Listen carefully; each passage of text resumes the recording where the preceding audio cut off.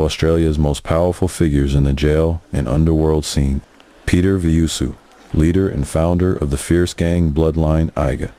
He's also known online as Triggz and Gangster Meets Sweetness, speaks for the first time, and is now using his platform to steer the youth into a better future. Have a listen to what he has to say. You know my brother 212 Heat? All of yous have seen the video, yeah, of 212 Heat when me and him got arrested. So the same thing that happened to those young kids where their windows got shot out, all right? That's what happened to my brother 212 Heat when we both got arrested back in 2018. The back of his thing shot out and like gas came out, yeah? So from what I hear, it was beanbags that they shot through the window to the kids before they grabbed them. On my brother's one, it was gas that come out. So pretty much they were trying to smoke my brother out of his car, yeah? Now let me show you the difference, all right? When my brother opened the door and they come running towards him, straight away he reacted violently, all right? Now, my brother could have been Oche that day because obviously he reacted in a violent way and the cops are allowed to do what they want to take him down. But when the police got close, they were jumping on not only him, but also the other guys, and they got him on the ground and they handcuffed him, yeah? They handcuffed 212 Heat, my brother, the same way they handcuffed these young guys up at Revesby, yeah? And when the young kid was screaming, please, please, please, remember, these kids are on the street playing gangster. And as soon as they got arrested and they got kneed in the back of the neck, they were pleading with the police officers like enough, like stop freaking kneeing me in the back of the head, stop freaking punching me, giving me cheap shots, all right? And this is what I said to all you younger generation in the last couple of weeks. You know, I don't want you guys to go through what those young kids just went through at Revesby, you know? These guys, yeah, they might be illicays, yeah, they might be gangster, or they might be, you know, guys who don't take a backward step. But at the end of the day, they didn't feel the wrath of consequences. What was the consequences? The consequences was what they went through last week when they had that big arrest happened. Yeah, from what the news said is that the target was someone who was going to the daycare center. All right, so all of you saw the Uding shade that happened a couple of years ago, where bullets went flying through the wall, and then little babies were like missed, you know, by inches. So obviously there's boys out there who don't care, you know, no morals. They'll do what needs to be done to get their money, to get paid, or they'll do what needs to be done so that they succeed in their mission. All right. 212 Heat, my brother, he was handcuffed the exact same way as those boys, yeah? But the difference is when my brother was handcuffed, they grabbed the gun, yeah? Now let's say, all right, this is a gat, yeah? They put the gat right next to my brother's face while he was handcuffed. Remember, his hands are behind his back and he's on his stomach. And the cop put his ACT right next to my brother's face, and then he used his foot to kick it. When he kicked the gat, it went crack straight into 212 Heat's face. You know? My brother ended up with a big mark on the side of his face with blood pissing out of it, yeah? And guess what my brother's reaction was? He laughed. And mind you, like, yeah, as gangster as I am, I would have been dirty. I would have started going off and swearing, yeah? But this is my brother's reaction. He laughed at the cop that did that. You know, not because my brother's a hard cunt. No, it's not because of that. It's because my brother lives the gang life. So he knows that things like this is going to happen, and he's ready for it, all right? It's not about how hard you are. It's not about trying to bridge up to police. It's literally about the difference between you and other types of gangbangers, all right? My brother, obviously, like, he used some words that I can't express on online right now, but pretty much he threatened the police, you know, on that day. And as you all see in the camera footage of when my brother and I were getting walked out of the police station after being arrested, he starts mouthing off at the cameras and also the police, you know. Now that's the difference, all right? the young kids that was screaming out help, no, he's not weak. No, he's not what's called a little shit that tried to be a gangster and then got arrested. Nah, you're not getting what I'm saying. Remember, my brother has been in the game since he was 12. All right, he's been gangbanging since he was 12. All right, same as myself. All right, the first time I had an encounter with police was at Wilmot Public School when a year 6 bully tripped me over during a game of soccer in primary school at Wilmot Mount Druitt. Yeah, and when he tripped me up, I turned around, I ran up, I did a fly kick, hit him straight in the chest, and the year 6 kid fell on the ground. He had an asthma attack. The police came down and obviously they gave me the biggest lecture of my life. But that was my first encounter with police. I was in year 4, yeah, in Wilmot Public School. And this is what I'm saying to you guys. There's boys like myself and my brother who have lived the life. You know, we've been there and we've done it, and we are ready for anything. You know, like it's not about how hard you are. These young kids haven't lived this type of life. You know, they have an opportunity when they hear my lives to change. You know, obviously these young guys haven't been watching my lives, or if they did watch my lives, they're like, shut up, Triggz. You know? But like I say, it is what it is with Triggz. You know, if you learn, cool. If you don't, it is what it is, you know. And that's why I don't want everyone to be like mocking this kid like for screaming, please. Because I remember I seen a lot of comments and all that. I guess, look at this little itch, want to be a gangster, now you're screaming. Nah, you know, like, my thing is, these kids are being used, yeah? There's older boys in the background who are putting these youngsters in the front line. And for those of you who didn't realize, a few of these kids who are getting arrested now are Kuri boys. Now remember, Kuri boys are not known for Udinche. Kuri boys are not known for taking on contracts. Kuri boys, like, they grow up a certain way. And just like myself, the Kuri boys petty thief, the Kuri boys steal cars, just like myself when I was growing up as kids. But you guys all watch what's his name, that Spaniard, you know, he tells it like caddies, like sneaking into houses. This is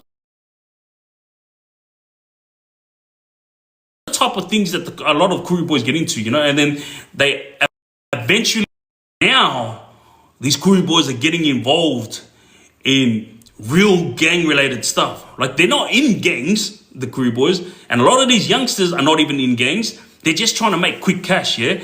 And if they're not trying to make quick cash, they're just trying to impress the older boys here.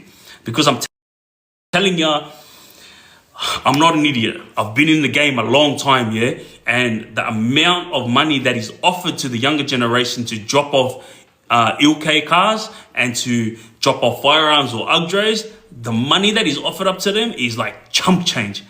If you worked a 9 to 5 job, you would make that money in a week. All right? Yeah. Get paid $2,000 to go and do a quick job and you'll make it in 5 minutes, but you're risking your freedom and you're risking your life. All right?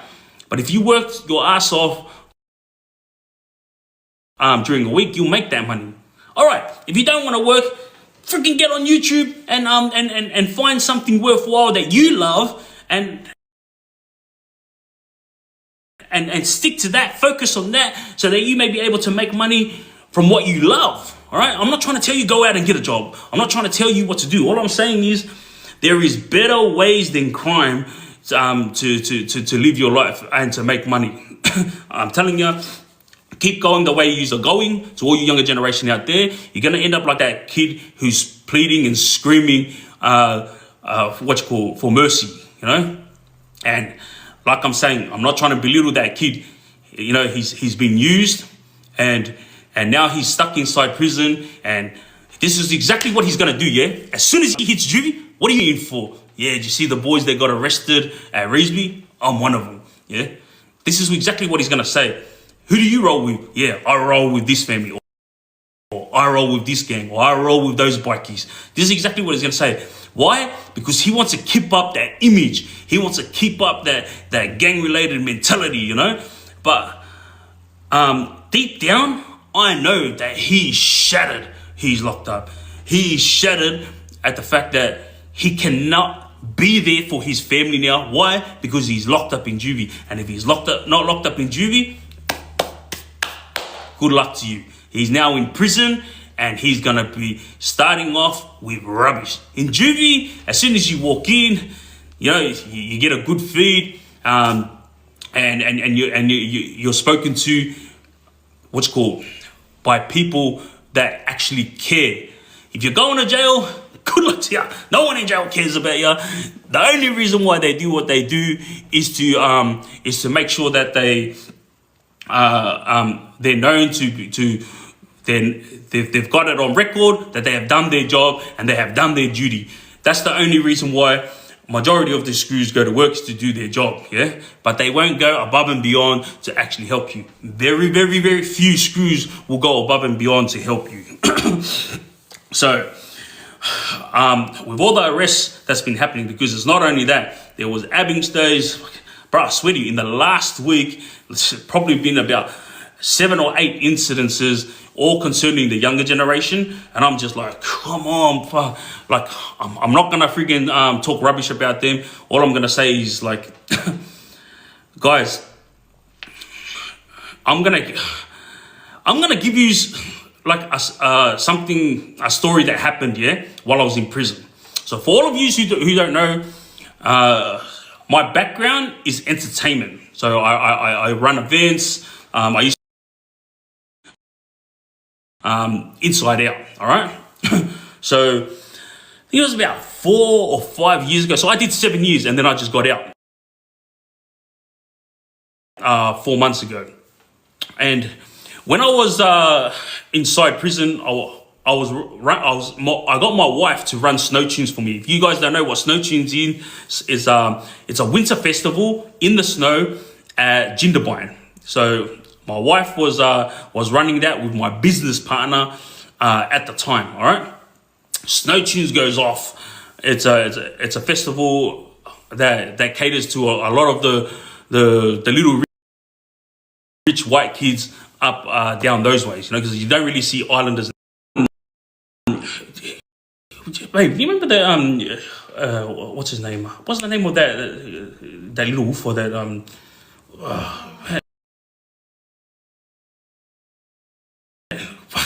wait, Jose, was it? Yeah, I remember. Anyway, tell me what do you see? Have a look up. She's gonna look it up, all right? In these little kids that were there selling ugly and doing what they got to do, all right? I explained to them, because I caught a lot of kids, yeah, that were doing this, and I explained to them, like, just out of brotherly advice, like, you keep doing what you're going to do, you're going to end up inside. Long story short, I met one of those young kids when I got out this time. I just finished my 7 years, and this kid is flourishing. Like, when I say rich, like, he reached out to me, explaining to me that I was the guy that spoke to him at when we were getting ready for Jindabyne Festival, Snow Tunes, and we were handing out pamphlets and tickets were going on sale at the time, pre-sale tickets, and I had just spoken to him because he was selling a bit of marijuana and whatnot, and I was just giving brotherly advice like I always do, I wasn't trying to tell him what to do. And he said from the moment that I spoke to him, he decided, like, to elevate his status to this stuff and this stuff, yeah? And as he was going, long story short, he's one of his best mates got Oche, and that's what changed his life dramatically. And then he went down a different road where he started watching YouTube videos, started learning how to be a businessman, learning about accounting and whatnot. And now he's at the top of his game. Bro, I really want to mention this guy's name, but I'm not going to invade his privacy because, like, he's a somebody now. But this is what I'm saying. Is it going to take you guys for one of your family members to be hurt to change your life? And, is it going to take you? Like, there's a kid who got shot by the police, yeah, and he lost his leg. So when this happened, he lost one of his legs, and now he wants a like pray to God, and now he wants to be religious. Like, why did you have to wait that long? You know, like, this is your opportunity now to make a change for yourself. Don't listen to me. Like, at the end of the day, it's on you and you only. All right. Yes? Patrick and Joshua. Oh, all right, sweet. All right, we'll move on to that after. Yeah. So these guys that I wanted to highlight, like I want to keep the story going with the younger generation. Yeah, this is gonna be a story that I haven't told before, but I did give a little glimpse of it probably about 3 weeks ago. Remember when I told you guys about the two lawyers that got taken out, and when they got taken out by two criminals, they the two lawyers wanted some of this, yeah?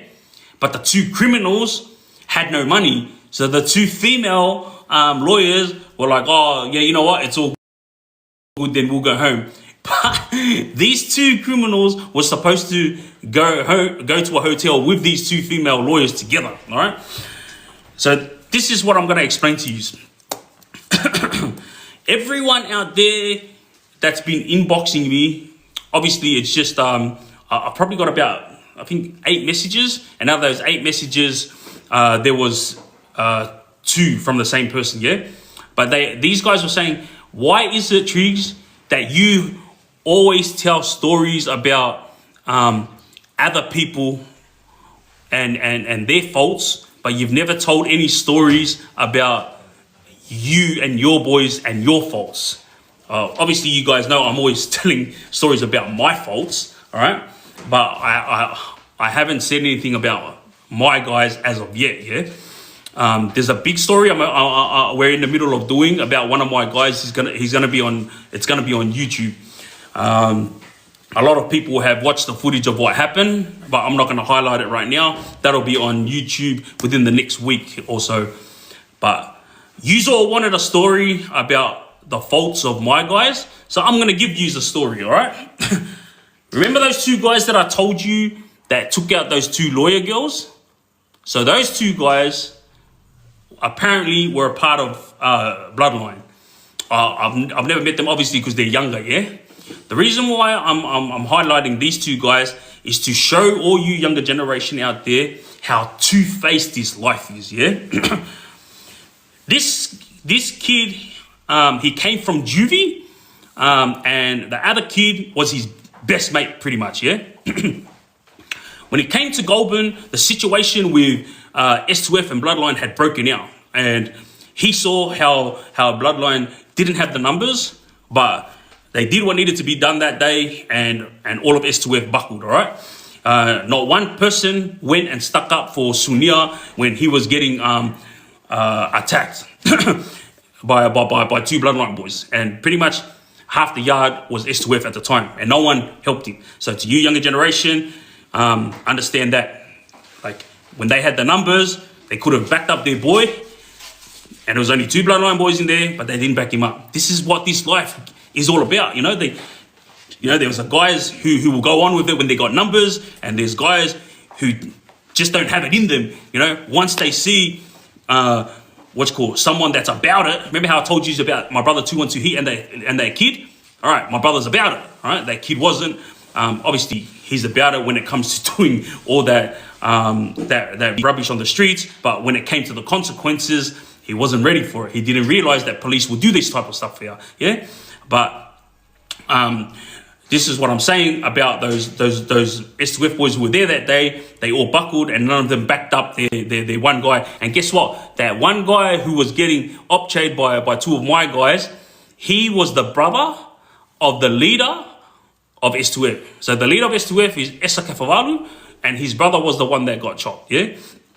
Now that's just something that I wanted to highlight with this story. This Italian kid's name is Tyrone Tallarico. His best mate's name is Demo. Okay. Tyrone had gotten there when the situation had occurred. He realized, wow, like Bloodline are actually who they they say they are. You know, they're ruthless. They don't need numbers, and everywhere they go on their own. They don't need to be in a group. You know, and he ended up joining Bloodline under one of the other boys. Yeah, I didn't meet him at the time when he joined, but when I finally met him, I nicknamed him Tyriot. And the reason why I nicknamed him Tyriot was because he came from juvie for a riot. And then when a riot kicked off in prison, remember, prison is 10 times worse than juvie. He was heavily involved in the riot in prison with a lot of the Bloodline boys, and obviously with a lot of the Tongan boys that were also there. There was a lot of good Tongan boys that were there at the time as well. And so I nicknamed him Tyriot because this guy was always running amok. He didn't realize, Tyrone, the depths that Bloodline go to when it comes to war. So, you know that how I told you guys that the initiation for Bloodline boys is to walk into opposition territory and then do what you got to do to survive? Tyrone took that as like a joke. He thought like, oh, it's probably just something the boys are saying to scare me. He didn't realize it's actually a real thing. Yeah. So when he got classoed to go to a OC and S2F prison, which was Clarence at the time, pretty much the boys that were there told him, as soon as you get there, remember, this is your initiation. You walk straight in there and you do what needs to be done. All right, to all you younger generation, remember, my guys have been in the game for a long time.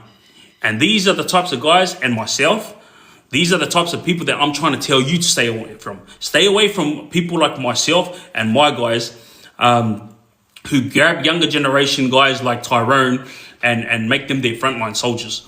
Now, my guys never asked Tyrone to be a part of Bloodline. He asked to be Bloodline. He's the one that wanted to be a gangster. And then when he got put in front of in front of the line, this is when he realized, like, oh, far out, I didn't realize this is what gangstering on was all about. Yeah, he gets to Clarence Prison, and I'll give it to him. He did it. He walked straight into the pod. All right.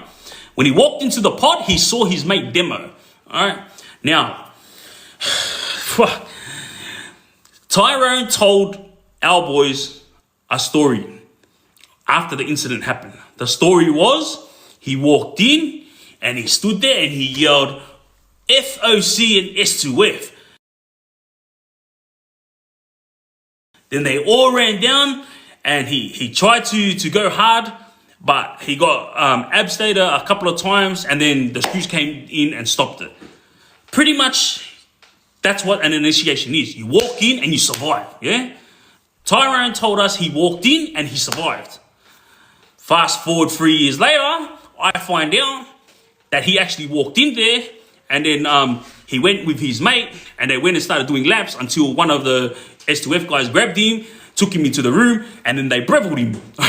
So you all see that music clip, Who's Real, with that mushy flop and that hooligan. You see that mushy when he's walking into a room with a breville? This is what these guys did to Tyrone, or Tyriot, you know? He never went in and went on with it. He never went in and tried to like stand up for himself. He went in and he like tried to blend in with his mate Demo. Like Demo was already there, so Demo wasn't trying to blend in. He was already there, but that's his mate. Demo stood staunch with his mate. But as soon as he got dragged to the room, bah, Breville shot over the head, and then they abstained him, and then he got taken out. So that's what really happened. All right, I found that out later, and then also Demo got jumped as well. They came to Junee, and there was a situation where all the screws inside prison were like just talking about Bloodline, how ruthless they are, how they do what they got to do on their own. You know, Bloodline's known for boys who are able to walk into an opposition's prison and just take on everyone that's there, whether they lose or not. And yes, many times, how are they gonna win? There's just one person, you know. Like there's been a few boys who walked in and come out good, but majority of them walked in and got abstayed, got. But that's how they ended up with the ainga. All right, Ainga means family, and when I say that, it means they ended up joining Bloodline after they got. So Tyrone and Demo end up at Junee Prison, and while they were there, they were now considered Bloodline members. All right. Now remember, the only reason why I'm telling you guys this story is because these people who were complaining about me telling other people's stories and not explaining the faults of my own. Here, you wanted it, you've got it. This is my way of showing you younger generation, guys. I'm not discriminating. Like I'm not just talking a lot of rubbish about these gangs because I don't like them. I'm actually talking rubbish about everything that I've been in and amongst, you know. And the reason why I'm saying that is so all of you guys know that everything I talk about is rubbish. Not rubbish as in bullshit, rubbish as in it's like a rubbish life, yeah? So now that Demo and Tyrone are considered Bloodline members, remember, none of the Bloodline boys knew that that story Tyrone told wasn't true. Everyone thought it was true, right? So now that they're over there, Tyrone and Demo have got the numbers because all the Bloodline boys are at Junee, all right? And they wanted to prove themselves because they knew there's going to be a time later on in the future when this is going to come out where that they didn't go on with it, or Tyrone didn't go on with it, and he got, yeah? So CIG is a correctional intelligence group. These guys are like the prison police.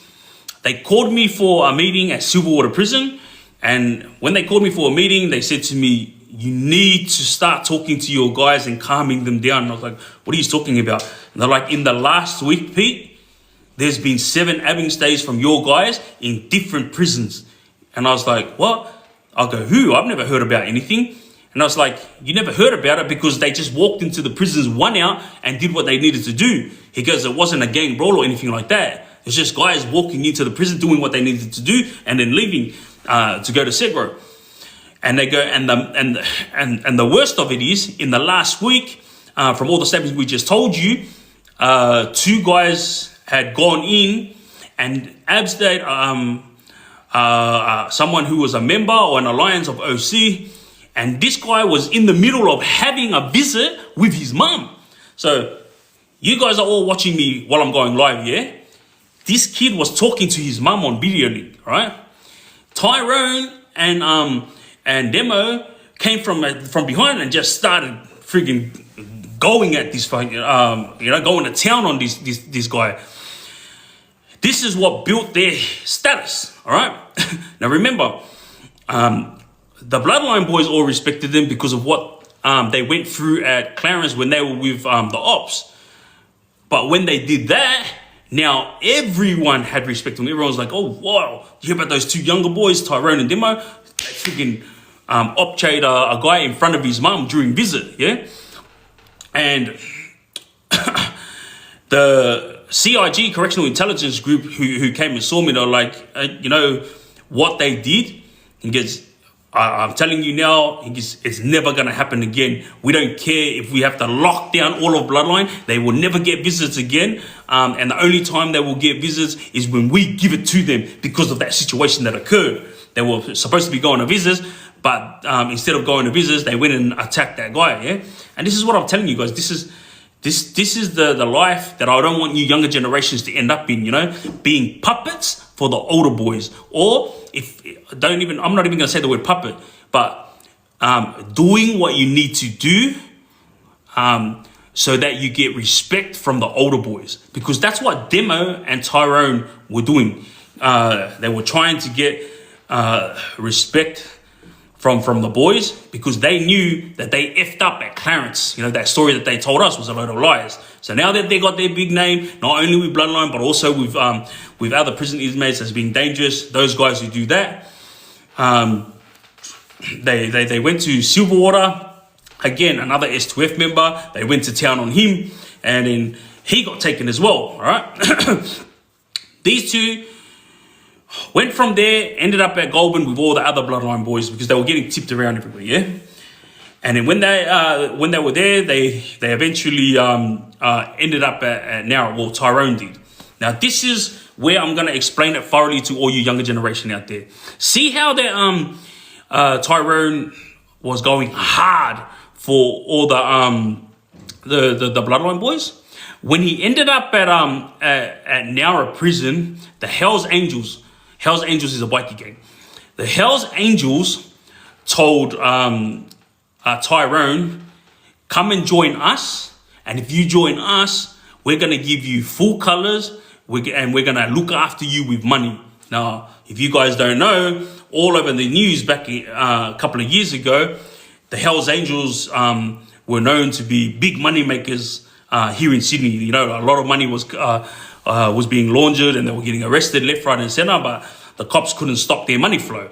And this was offered to Tyrone. And guess what happened? Instead of being loyal to the bloodline boys, he told the Hells Angel boys, yes, sweet. This is where I'm shocked, because I was getting messages from everyone saying that Tyrone had said this, yeah? But remember, I don't really know him. I had met him twice, all right? And when I heard this, I said to the boys, look, leave him alone. Maybe the rumor is a load of rubbish, just boys trying to get us to turn on Tyrone. Like, don't listen to anyone. Just leave it and let things be, and we'll find out later on. Came out that it was the truth. Tyrone did say to them, yeah, like, I wanna be money maker. I wanna be able to do 1, 2, 3. And what nobody knew is, when I first met Tyrone, it was through the boys, through the yards. I wasn't even with him. We were in different yards at Goulburn. I was in the Remand, he was in the Islander yard. Yeah. I said to him when he was about to go on his mission to Clarence to take on all these enemies, our enemies, I said to him, give me your phone number and your details, so I can, send money to your mum and whatnot.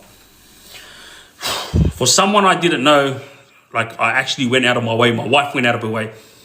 Not only did we put money in this account, money was given to his mum for Mother's Day, flowers, chocolates, money, like taken out to dinner. This is what I'm saying. Like, not only the boys, but my family went above and beyond for Tyrone's mum and his grandmother, yeah? Obviously, because Tyrone had just come into bloodline, and he had gone and done his initiation, all right? But then when he went and said yes to the Hells Angels, the rumor went around, and when he got out, he actually went and he tried to join the Hells Angels behind the bloodline boys' back, yeah? And the Hells Angels, they turned around. Oh, give me 2 seconds. Let me just do this puzzle.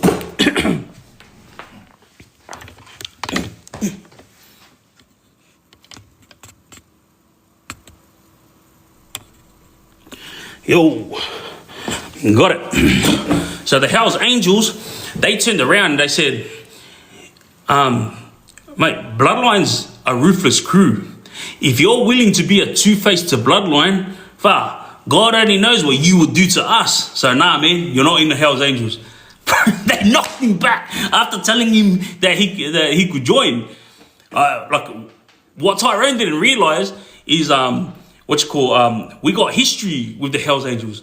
So when he went and sucked up the ass and said to them, yeah, I want to be a money maker, I want to freaking be with you when I get out, they turned around and said that to him, and he was shattered, all right?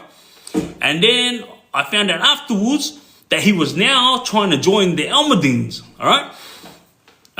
All I said to the boys was, leave him be, because the boys were like dirty at the fact that they all took care of him, and then as soon as he got out, he went two-faced and he tried to join a different gang, yeah?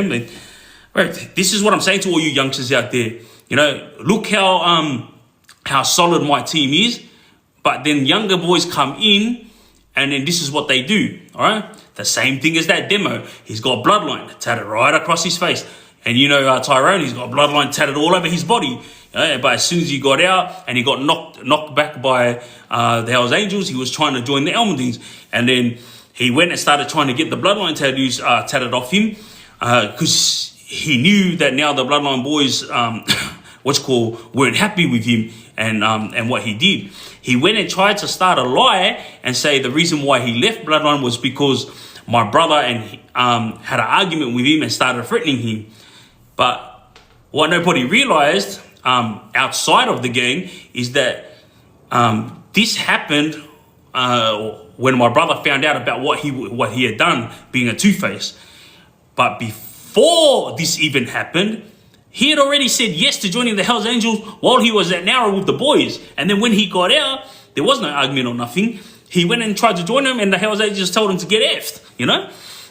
Now, while he's trying to join the Elmadines, he's now, with Demo on the outside, and they're doing their thing, yeah? Out of the blues, out of the blues, Demo contacts my brother. And my brother's like, who's this? And he goes, oh, my name's Demo. He goes, I was Bloodline. He goes, but then I ended up joining the Hells Angels when I got out. And my brother's like, I've never heard of you. What do you want anyway?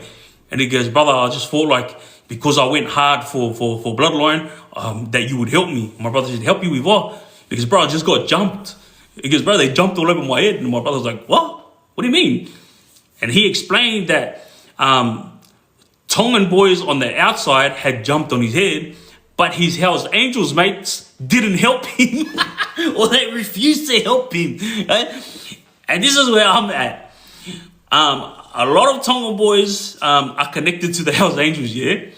And if these two boys, Tyrone and Demo, had done something wrong while they were doing prison time, who's the best people to set them up? The people that he went to suck ass to, they went to suck ass to the Hells Angels, and then all of a sudden, Demo got jumped. So who else could have set you up? You know? Oh, look, I'm not saying the HAs set you up, but all I'm saying is there's a reason why the HA boys didn't back you up. You know, there's a reason why you went and called my brother and asked for help. Is because you realized that you made a mistake when you went and joined the bikie gang. You know. And my brother simply said to him, wait, are you really calling me and asking me for help after you joined the HAs and you left the Bloodline boys? And he goes, yeah, also because like I done a lot for the Oibes, which Demo and Tyrone, they did work. They put in work for the boys, you know. But in saying that, the first opportunity that they got given to make big money, boom, two-face. They turn straight away. And this is what I keep telling to all you younger boys out there, the two-face friggin' life that this brings, yeah? Like, these guys were solid with Bloodline. But as soon as they got offered money, they turned. Just like that crap that happened when the father and son got Oche. Guess what? You know the son that got shot, the Hemsey son? It was his best mate from a kid growing up that set him up, all right? And I keep telling you guys, I'm not telling you these stories to try to scare you. I'm not trying to tell you this story so I can try to intimidate you. I'm just telling you these stories so you can learn from it, all right? You just want to come, for all of you idiots, I know it's not younger generation that's been messaging me hating on the fact that I haven't told a story like this about my own guys.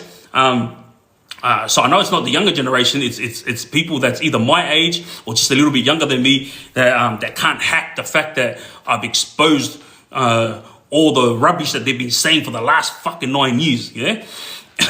So this is what I'm saying. These two guys were Bloodline members. All right. They went and did that two-face move, and then Demo got jumped, you know. When he got jumped, he reached back out to the boys for help, and my brother told him, go for a walk, son. He goes, you're a little kid. And he goes, and you have the nerve to come and ask us for help after you walked away from us? Get out of here. Now Tyrone.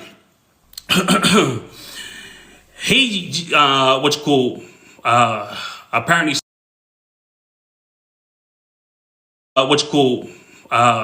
apparently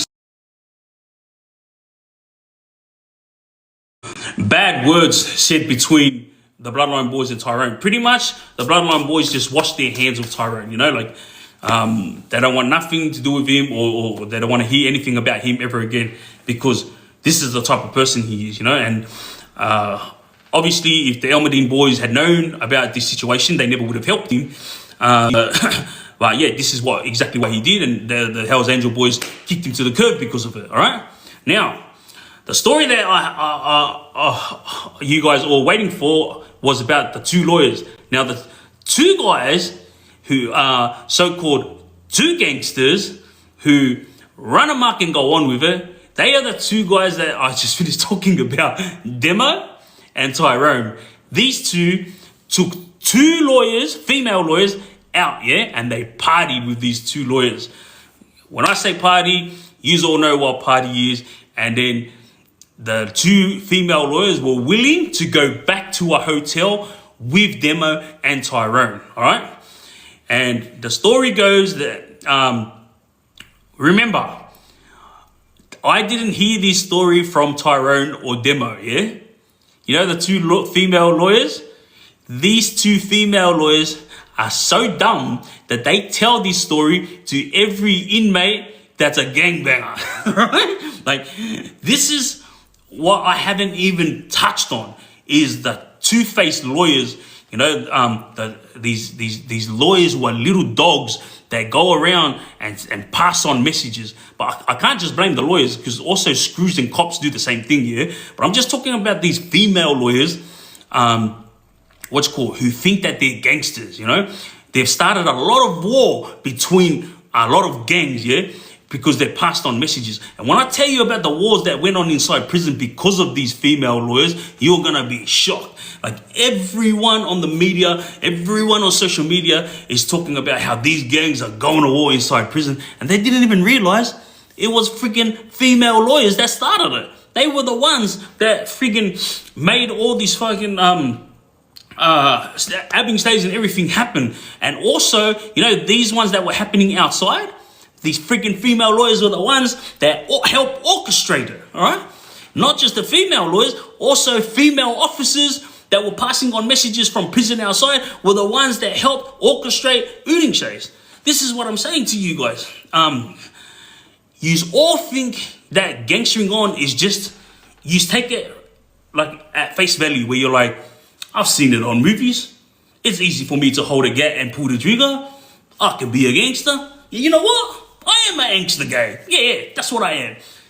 Mate, it's friggin' way more friggin' into gangstering on. There's way more into it than just pulling the ego tray. There's way more into it than having loyalty, you know, for the oibes. Like, you don't even know the definition of loyalty. But you know what your loyalty is? To all you younger generation out there, your loyalty is limited loyalty, you know, because you're down for the cause when you're in the gang. You're down for the cause when you have the numbers and you're making money. But as soon as shit goes to Itchay, all of that goes out the window. You know, this is what I'm saying. Limited loyalty, right? You're only loyal when everything's going good. Now, Tyrone and Demo, when they took these two female lawyers out and they were partying, it came to the end of the night. The two female lawyers were like, hey, let's take this party to a hotel. Yeah, chang chang. And then they said to the two gangsters, or the supposed gangsters, hey, have you got any of this for party tonight? Yeah. And they were like, oh, yeah. All good. Yeah. Made a few phone calls. Obviously, the boys have connects, you know, Tyrone and Demo, when they're making phone calls. But then guess what? This is so embarrassing to even say.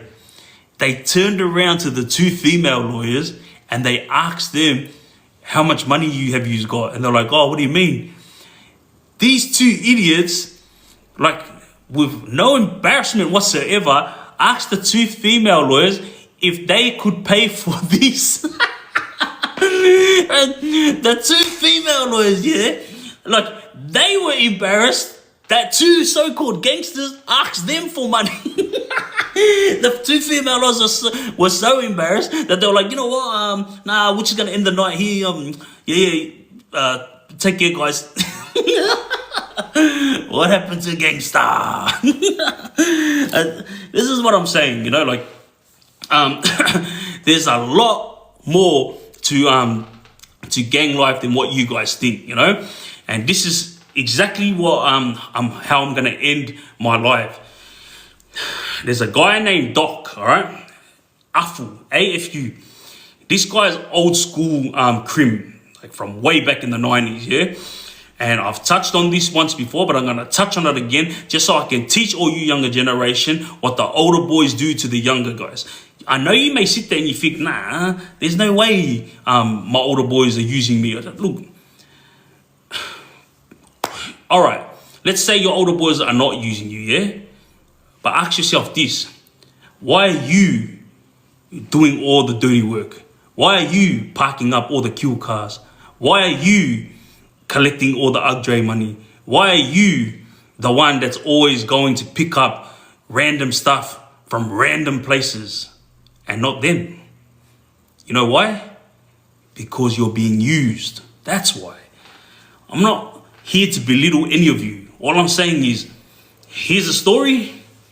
God willing, you learn from it. All right? There's this guy, Doc Afu, yeah? Old school Tongan cream. Every single younger generation Tongan inside prison, they all bow down to this bloke, all right?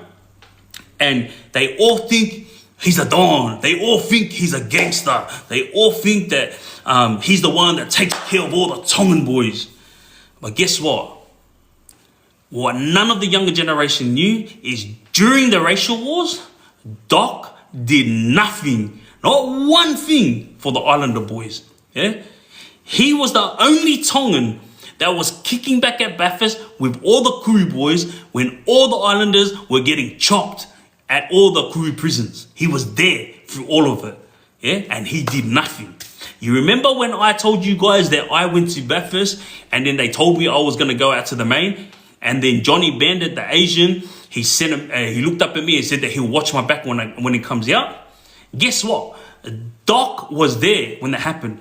So when I got grabbed and I got taken to segregation because I refused to sign the protection papers, yeah, and I scrunched it up and I chucked it in the officer's face and I said, let me outside. And the only reason why they came to me was because that Kuru idiot mentioned my name on his phone saying, oh, watch this dumb Islander when he comes out. We're going to have these guys. And this is the one thing that Kuru boys do very bad inside prison is when they get high, they don't think about the consequences when they talk on the phone. So they just start yapping away. And then that's when, the screws find out everything. But yeah, Doc was there when I was there, yeah? And I was getting ready to come out to the yard. And all the Fijian boys that were there were saying to Doc, bro, like, what are we going to do though? The young Usos here, man, like, we want to back him up. But the Fijian boys were saying that the leader of the Fijians, Ray Johnson, told them not to back me up. You know, like, I'm Samoan and I have to stand on my own 2 feet. So I was getting ready to go get pumped as soon as I walk out because it's a Kuru prison, all right? And guess what that Doc did when I was there? He full told one of the Asian boys that was there, if that friggin' young Samoan cunt, he wants to be a gangster, let him walk out here and let's see what he's got. So to all you Tongan boys that have just got out of prison, that all think that Doc is the Don Golion, this is what he was doing back then, yeah? He was freaking having a laugh with all the Kuru boys at the expense of all the Islanders that were getting abstayed every time they got there. This is not me trying to throw any of the Kuru boys under the bus, not me trying to throw any of the Islander boys under the bus. All I'm doing is exposing Doc for the person he is. Now he's considered an old school crim, you know, but all the Tongan boys consider him a Don or, you know, uncle, someone that they all look up to. But none of them even friggin' realise his past. The bloke did itche for the friggin' Islanders, yeah? He was teaming up on that side against the Islanders. And now he's got the nerve to go and say, yeah, you know, the S2F boys, they all stand with me. Whatever I say goes. This is how Doc speaks, yeah? And this is what I've been told time and time again. And the reason why Doc started talking itche about me was because I was the one that knocked him out. I think it was back when when Baz Kavanagh and Oscar Tafahema had the drama, and all of you already know this story because I told it before. Doc was the one who left there and tried to conspire behind my back to get me chopped. Right? Lucky for me, I'm very close with the Tafahemas, so they sent me the message, and as soon as Doc got there, I knocked him out. And then everybody knew me as the kid that knocked out one of the older boys, because that's my thing. I love one-on-ones. Right? You wouldn't see me jump anyone, and if someone did jump into one of my fights, I would always push him away. Like there's a guy that that Frenny. Well, I was having a one-on-one with a guy that called him a coconut. Frenny's young, so he doesn't realize that that's a bad thing to be called a coconut inside the island yard. I know it was his mate, so they were just joking around. I took it to offense, and I said to him, who the F are you calling one of the islanders a coconut in the islander yard? And this guy, very big and muscly guy, long story short, I told him to come to the shower for a one-on-one. He didn't hesitate, obviously, because he's a big boy. Took off his shirt, same thing, I laid him out. And then when I knocked him out, Franny ran in and threw a kick at him and tried to throw a punch. And I was very quick to grab him and throw him off, and I went off with him, because that's not the type of person I am, one-on-one, and I finish at that. And this is what I keep trying to say to all these younger boys who are running around with these and who are taking chiefs to school all the time. Like, why? Mate, you realize that you live another day if you just go and take on your fears like this. For all you guys that's out there doing this stuff, you're not cool when you're walking around with a sheep, with a knife in your bag. Or you're not cool when you're walking around with a knife in your school bag and taking it to school. You're not a gangster if you're going to abstay someone that lives in an area that you don't get along with. No, you're not a gangster when you do that. You're an idiot. Yeah. All I'm trying to say is, this is your opportunity now to change your ways. Don't listen to me. Don't listen to what anyone else is saying. Do it for yourself, because if you don't, you're going to end up bumping into guys like Doc, who's going to have all these war stories, and he's going to have this so-called big-time reputation. And then when he's using you to his advantage, you're the little puppet that's going to think, I'm being backed up by Doc, and you're not even realizing this cunt never ever had a name with the Islander boys. This guy was considered like an enemy of the Islanders. There were so many boys that wanted to chop Doc, but they couldn't touch him because he was hiding at the Kuri prisons. And the Kuri boys were the ones taking care of this Tongan Doc. Yes, I can't deny the fact that Doc Afu is a gangster. This guy had a shootout with the police. He goes on with it, he does what needs to be done. But inside prison, he never, not once, ever backed the Islanders. Simple as that. All right. To each and every one of you who was sending through gifts, my love and respect. To everyone that was tapping it up, you all know how I am when it comes to the likes. If I don't hit that benchmark, at least at least I can show my love to you guys by saying that you sat there and you were willing to learn from my stories. And to all the parents who are making their kids watch my stories, big love and respects to you guys. I'm not here to try to get views and likes and gifts and all this stuff. My thing is, I just tell my story with the hope that you guys learn from it.